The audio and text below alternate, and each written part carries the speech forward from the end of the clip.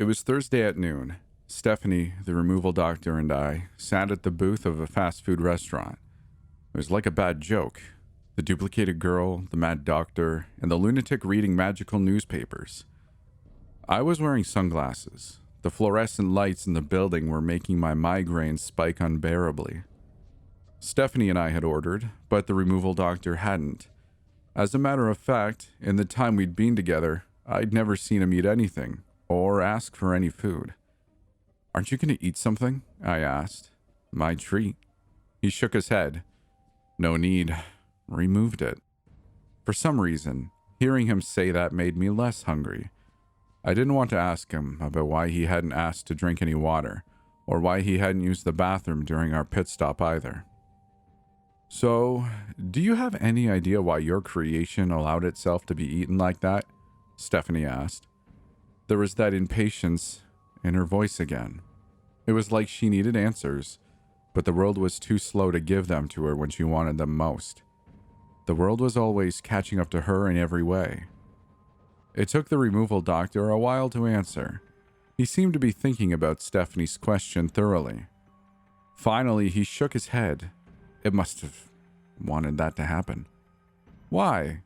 You said it was perfect, right? That's the only thing a perfect being does? Want to die?" "Your parents tried to make you perfect," the doctor said, "and many versions of you wanted to die too." Stephanie was gritting her teeth. I could almost hear them cracking from where I was sitting. I decided to jump in and change the subject. "If we find the town with the hunger, could you remove it from everyone there?" I asked. The doctor nodded. "If someone afflicted with it volunteered." "Volunteered?" Stephanie asked. "You can't just take it, like you take whatever you want?" "It's a delicate process," the doctor said. "Someone volunteering one of their attributes for me to take is part of how it works." "Do you know why the events in the article happened? It was as if eating the being broke reality or something." "I believe that this hunger is a special quality, like what I have. I can take a quality and hold it, then put it into something else. I think they can eat so purely, so completely, that they can consume a set of qualities and take it into themselves. In essence, they become what they eat. I only made one version of my creation for a reason. More than one might cause things to get noticed." "So all we have to do is stop them from eating the perfect being, somehow?" I said. Somehow just talking about this had made my headache double in intensity. "We have to find the right town first," Stephanie said. I nodded.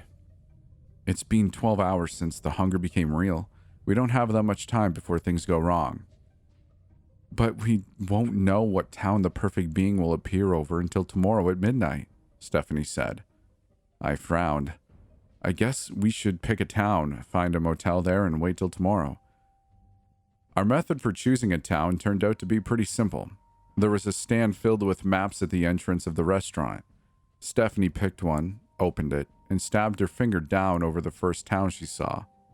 "I'm driving," she declared suddenly. "Do you even—" I began stammering, but she cut me off. "If you were about to ask if I know how to drive, duh. If you were about to ask if I have a driver's license, nope. But look at you. You're pale. You're wearing sunglasses and flinching at the littlest light." I gave in. She was right. My migraines seemed to be getting worse with every passing hour. I was looking forward to lying back in the passenger seat with my eyes closed. We climbed into my crappy car with Stephanie in the driver's seat, and off we went. "So," I asked, my eyes closed, "are you even a real doctor?" The removal doctor didn't respond. I could tell he didn't do jokes.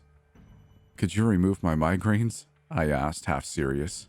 "Yes," the removal doctor said. "I don't know if that's a good idea," Stephanie said, cutting in. "Yeah, I know. It's tempting, though," I said. We settled into a roadside motel by nightfall. Stephanie and I had decided, the night before, that we wouldn't leave the doctor alone.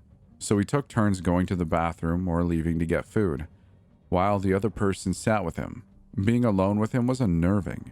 I couldn't stand the way he looked at me, the way he looked at everything, like he was studying it, measuring it, evaluating how valuable it was. I was relieved when Stephanie returned with dinner. More fast food. Damn, I was going to gain 20 pounds by the time this was all over. Why chemistry? I asked Stephanie, taking a bite of a taco. I wanted to have a double major in bio and chem. I don't know if the others did the same, but judging how we're all freaking alike, I bet they did. As for why, it's stupid. But my parents used it to make me and my sisters, right? I guess I figured I could understand myself better if I studied it too. It's weird. I remember always being into science, even as a little girl, asking for chemistry sets and books on Marie Curie. But I know that it's all crap. I wasn't little. Ever. I just woke up like this one day with my aunts in an empty house. I shuddered. It was unforgivable what this girl went through. I'm sorry. I can't imagine what that must have been like, I said. Stephanie shrugged. Whatever. At least I didn't have to spend time with the assholes who made me. Just their dumbed-down clones. I couldn't sleep that night. I kept thinking about that town. Maybe close by, maybe further away. A town where people had been hungry for 24 hours. A town where food would soon no longer be enough. The next day was pretty much the same. Stephanie and I made small talk and drank a lot of coffee. Neither of us seemed particularly hungry. I didn't have to think hard about why. By midnight, Stephanie and I were standing room, watching the door intently. The removal doctor sat on the bed behind us, scrutinizing everything around him like always. 3 knocks rapped against the door. I waited a few seconds, then opened it. There, in front of the door, was the same black bundle as always. I began. Just do it already, Stephanie said. I want to see what it says. I nodded and untied the twine. The paper unfurled itself, and I immediately wanted to throw up. This was the only article on the front page. Where is everybody? Where is everybody? Where is everybody? Where is everybody? Where is everybody?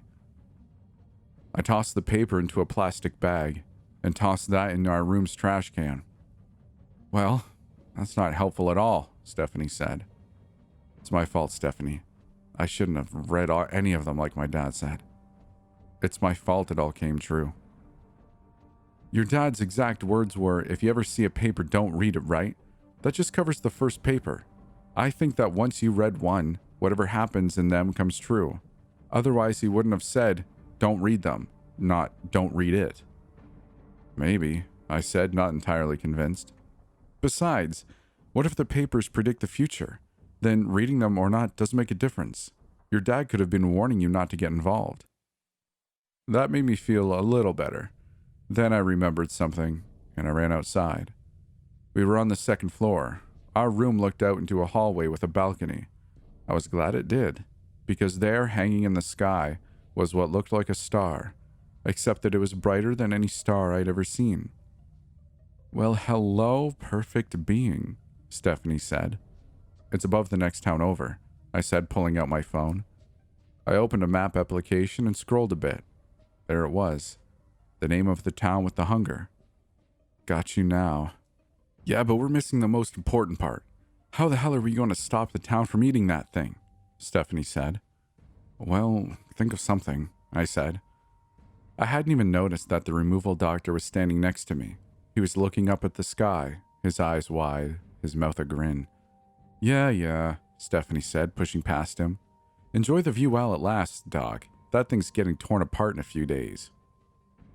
Somehow the doctor's smile got wider at that.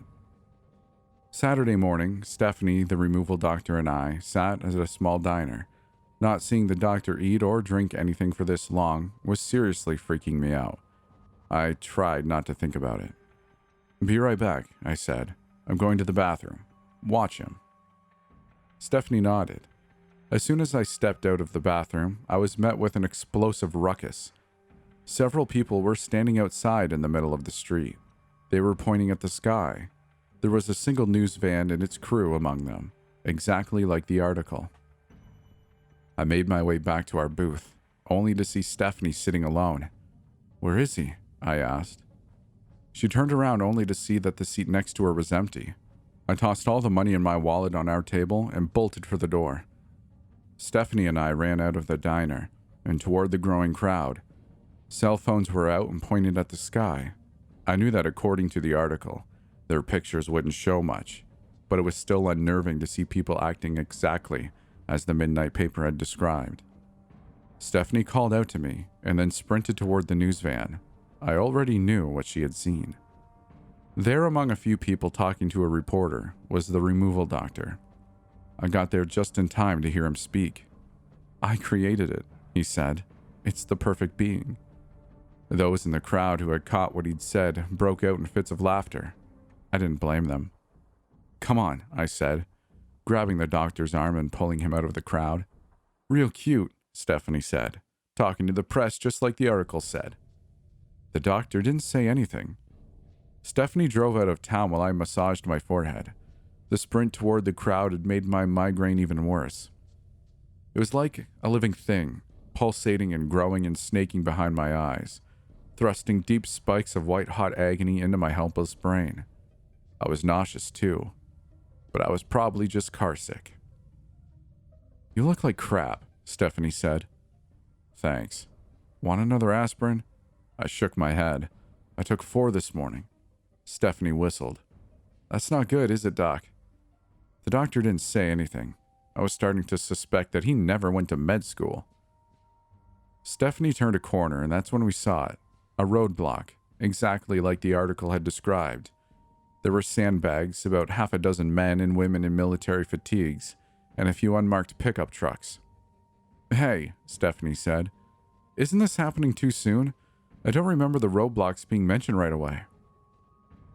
"The perfect being's real, right?" I said, working my fingers into my temples to try and stave off the pain. "The timelines are different. The doc became real like a week ago, but he already had finished the perfect being. He didn't have to get all the parts over a few months as the article said. I think that the timeline has to match when the papers are delivered to make the things in them come true." "Well, we're not getting through today. Those guys look like they mean business," Stephanie said. "Well, wait. The last article got delivered on Wednesday at midnight, right? In it, the perfect being descended in the afternoon, and that's when it got eaten." "So Thursday afternoon," I said. "Great," Stephanie said. "I guess we know when reality gets flushed down the toilet."